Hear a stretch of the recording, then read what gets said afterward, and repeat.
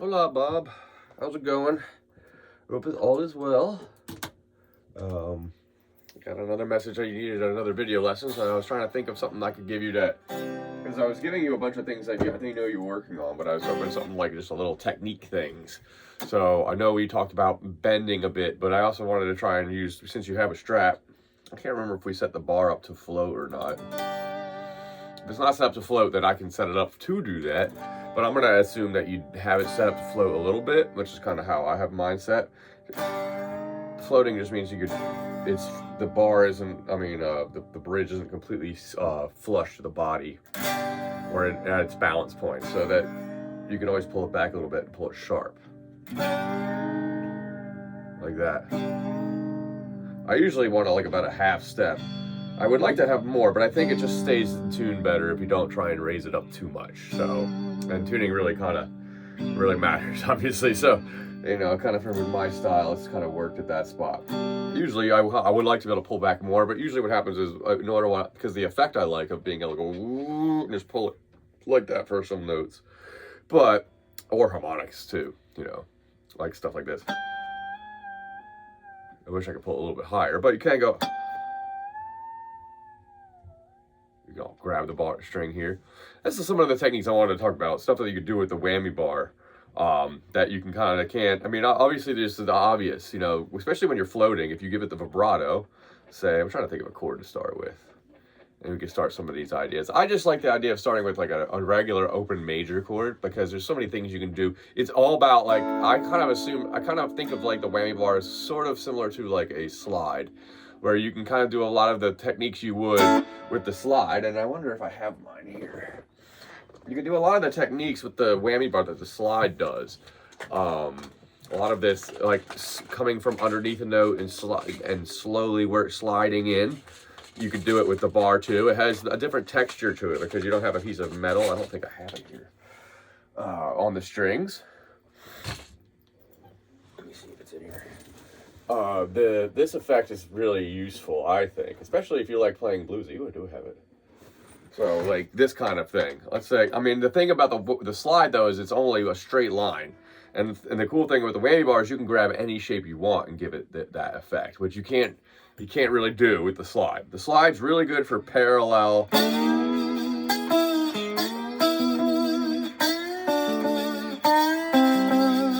All right, working with the D, G, and B strings here, working on these three notes that kind of just, you know, are parallel to each other, all the same fret.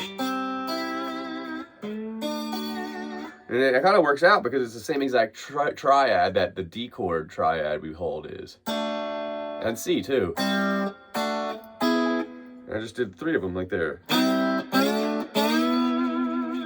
Okay, so the guitar, the whammy bar can do the same thing. All right, but the thing is with a lot of this, you have to pre-bend before you pluck. So I'm bending down. I'm grabbing the note already unbent. All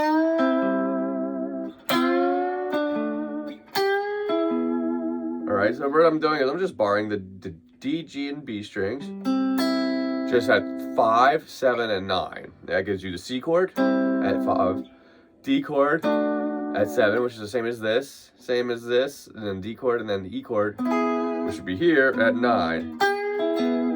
Okay, that's one way to start it, so that little triad. I'm going to work up to bar chords and other ones too. This is cool about this is actually the triad that you would put a root on and make a big power chord. Like that. Okay, when I do this, I typically, for the slide effect, I like taking this chord. If you take the A string, you don't need the A string added in on this. On, like, let's say if we did the C chord, it would be at 3, with your ring finger holding the 5th fret of the D, G, and B. You could do this, but the way I would, you kind of really, it might sound bigger. It depends on what you like. So you might like that better than. Same exact idea, just adding a lower note. Okay, each one of these can do that. So what I would do is, like, I would focus on the B string bent and use that, or the D, the G, and the B string. You could also go the other way. So if you want to, instead of having to pre-bend the bar, you can I do this thing where, so the first thing I was doing was I pre-bent it, and I just kind of let it come up slowly. You see watch my hand as I do that. The other one I was doing was I was taking the B string and plucking it and then bending it down. And then hitting the G string once I've gone down with the bar and coming back up. That's another slide effect, okay? These are all really, really cool, especially if you're already holding the chord. You don't have to do anything with your left hand. It's all about which strings you're plucking first and bending the bar. And the chord, just like the slide, is doing the same thing. I mean, I'm pretty much doing it with my left hand here, whereas in this case, we're using the bar with the right hand. So the left hand doesn't have to do anything, okay? So that's just like a bar chord based off of the A string, sorry. Meaning that's where the root would start. So any shape like that you're used to, you can do this minor. It's a little bit less effective. So I like, a lot of times with the minor chords, I try and bend a little slower because it makes it sound eerier.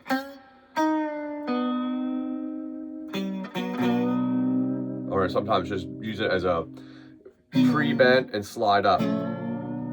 Major gives you a little bit more flexibility as to the ways you can kind of bend it. But I mean, it depends on how you experiment. You can find new ways to do a lot of these things. I mean, I kind of just depends on what slide notes or licks I know.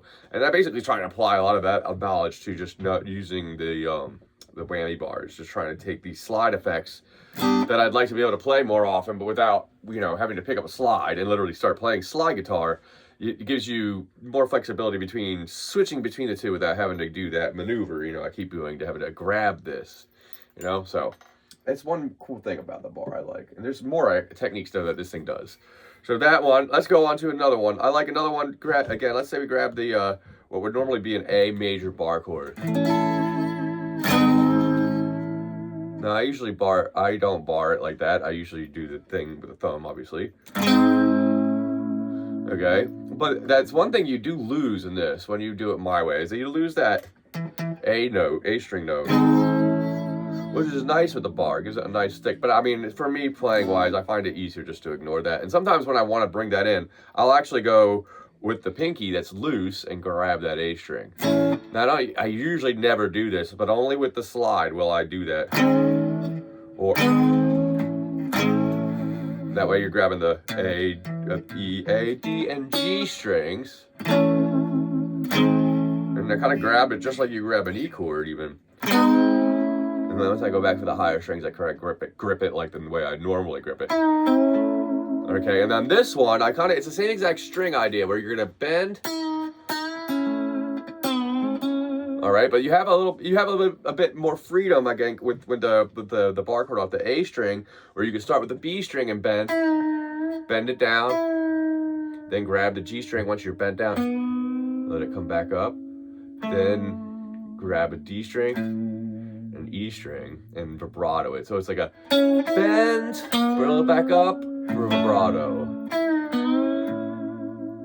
Okay, got a very twangy vibe to it, I feel like, when I do that. I'm only on the second position on the pickup thing, so I'm only going with that tone. You can get cooler, you can get some more stuff depending on what you do with, I'll show you once you get out of the neck pickup or the middle range. But right now, everything I'm doing, you could do in any position. Okay, so I kind of experiment sometimes with what I want to do on the first two notes of this little arpeggio that we're doing.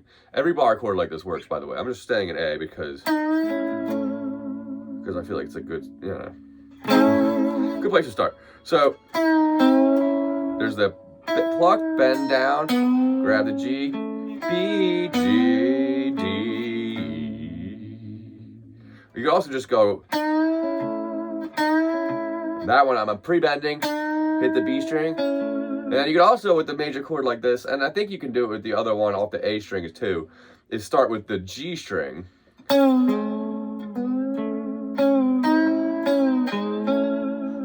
and now sometimes, remember I was showing you the Jimi Hendrix thing where he would go.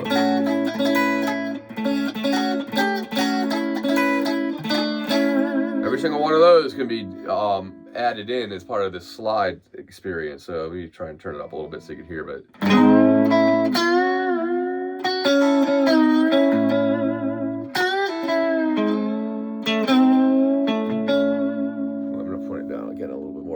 keep an eye on my right hand.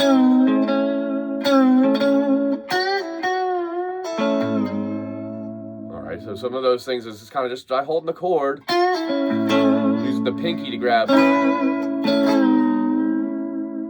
and just manipulate the chord and just kind of bend it around a little bit. I'm not bending very far. I'm really just going down at most a half step, maybe a little bit past a half step with the bend. So it's really not a lot of more bending than this, really. I mean, that's the distance I'm covering here. A lot of time for these musical type of ideas, okay? Then now one of the other reasons why I was going to say why going to the bridge pickup how you go is if you grab harmonics. You can bend them like this. I just did it earlier. You know what I mean? And then what was that? Excuse me. You can do this anywhere from the middle pickup back. So they have a little bit different texture. Sometimes the bridge pickup really gives you the most prominent, like very strong sounding harmonics. Okay, so a lot of times you can do harmonics with the normal, you know, 5th, 7th, and 12th fret, and also the 4th, 3rd, and around the 2nd and half, say 2.5 area of the G string.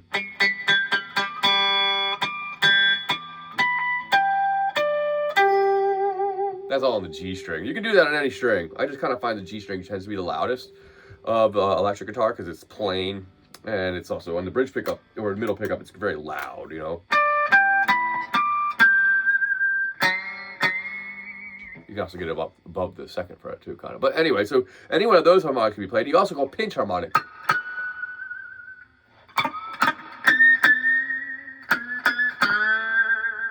So any one of those can be done as a bending as of a higher note, and just having vibrato. And sometimes one of the cool things I like to do is just messing with single notes, you know, like with a bluesy.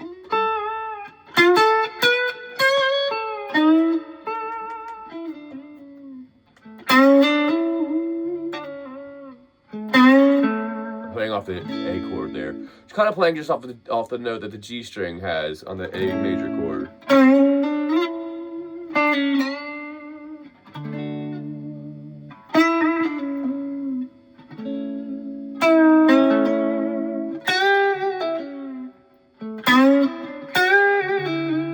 And a lot of the stuff I'm doing in that is just little bends, you know, like I'm doing normal blues bends that I like to do, and whatever ones you do will work too. Any one of the ones you like to do, add in, and you can add the bar. David Gilmour would do this thing where he would try to like switch back and forth and use the bar to do some of the normal bends. I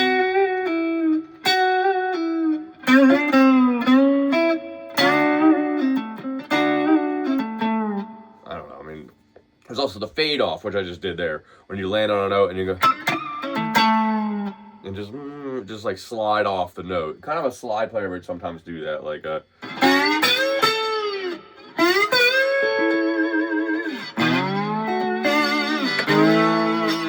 Okay, so normally like a cool thing about the slide, like I said, it's only parallel. So to do some of these chords, I'd have to hold just what the slide can do. Whereas with this, you can kind of manipulate. Your hand is the slide, and your bar becomes the slider. You know, so whatever you can hold with the left hand, which gives you more variety. All right, so another thing, if your bar is floating, I'm going to assume this, if you pull this back, there's two ways to do the flutter thing. If you pull the bar back and it's kind of like, ping, it gives this little flutter to the springs. I find it's better when I turn my bar around to the other side, and I can hear it a little better.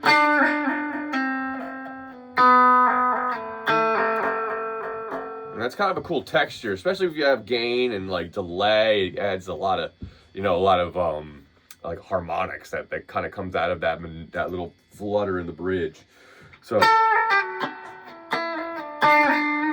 right, so try some of those tricks. I do have more of them. I'm not sure whether I have them all like memorized as far as like things I do. So single note ideas and chord ideas as far as bending like a slide. And thinking like a slide player, because with the Strat, what's really cool is that what opened up my playing a lot was was using the bar more to accentuate melodies that I'm playing and bend it a little bit. You know, a singer doesn't have frets or anything. It kind of gives a vocal quality to the way you play it because the way the notes kind of bend in and out.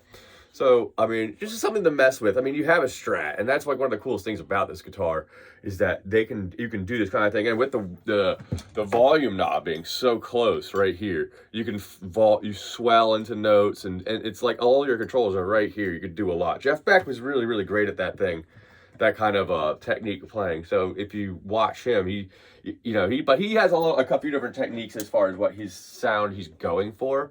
I mean, he'll like duplicate saxophones with that flutter. You know, I think that kind of reminds me of a saxophone player.